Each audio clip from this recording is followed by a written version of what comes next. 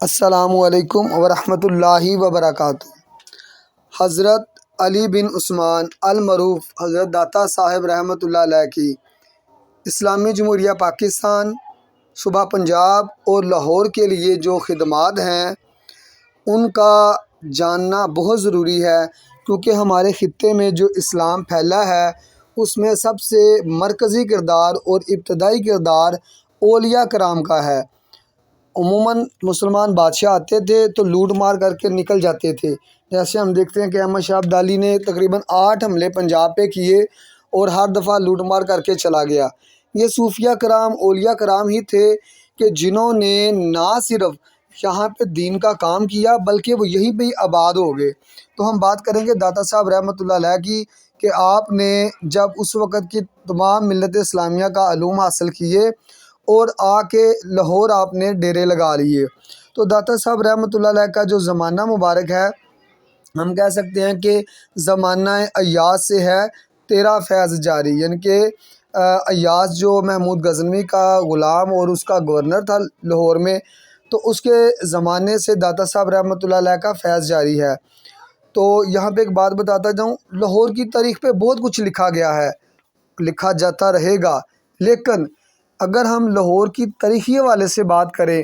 تو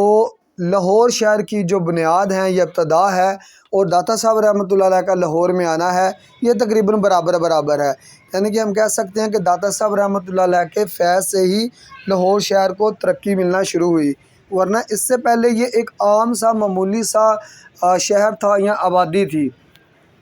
پھر یہ جب غزنویوں کا سلطان محمود غزنوی کے بعد غزنوی حکومت بنی تو یہ شہر غزنی کے مد مقابل تھا، اور آخری زمانے میں جب غزنیوں کو وہاں سے افغانستان میں شکست ہوئی غزنہ میں، تو انہوں نے اپنا دارالحکومت لاہور کو بنا لیا۔ پھر اس کے بعد ہم دیکھتے ہیں کہ غوریوں کے زمانے میں، سلاطین دہلی کے زمانے میں بھی لاہور کسی نہ کسی صورت میں مرکزی حیثیت میں رہا، یہاں تک کہ جس وقت شہنشاہ اکبر نے لاہور کو اپنا دارالحکومت بنایا اور 14 سال کے لیے یہ اس بر صغیر کا کیپٹل رہا، تو اس زمانے میں بھی لاہور کو ہی مرکزی حیثیت حاصل تھی۔ اور جب مغلوں کا آخری زمانہ آیا تب بھی لاہور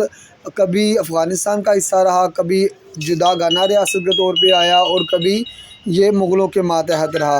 تو تب بھی لاہور ہی مرکزی شہر تھا۔ اور سکھوں کے زمانے میں تو یہ مسلسل 50 سال تک یہ لاہور ہی کیپٹل رہا ہے۔ تو ہم کہہ سکتے ہیں کہ لاہور کے اندر جو مرکزیت کا فیضان ہے داتا صاحب رحمۃ اللہ علیہ کے ہی فضل و کرم سے ہے۔ حضرت علامہ محمد اقبال رحمۃ اللہ علیہ کو خواب کے بارے میں پاکستان کا خواب آیا، جو خیال آیا، وہ بھی داتا صاحب رحمۃ اللہ علیہ کی مسجد میں فجر کی نماز کے وقت آیا،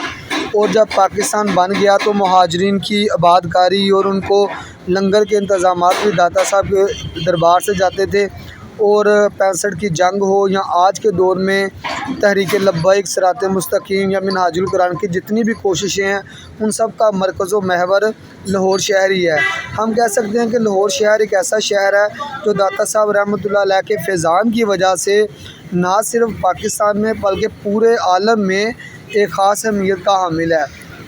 لہٰذا ہمیں اس بات کی طرف فوکس کرنا چاہیے کہ حضرت داتا صاحب رحمۃ اللہ علیہ کے ہی فضل و کرم کی وجہ سے لاہور قطب الارشاد، قطب الاقطاب شہر ہے، اور یہ داتا صاحب رحمۃ اللہ کے کتنا بڑا فیضان ہے کہ یہاں حملہ آور آتے ہیں، لوٹ مار کے نکل جاتے ہیں، لیکن داتا صاحب رحمۃ اللہ علیہ نے اس کو اپنا مرکز اور محور بنا لیا اور لاہور کو زندگی بخش دی اور پنجاب میں توحید کا درس کیا۔ سچ تو یہ ہے کہ پنجاب میں جو اصل جو دین کی خدمات ہیں پاکستان میں وہ داتا صاحب کی مرہون منت ہیں۔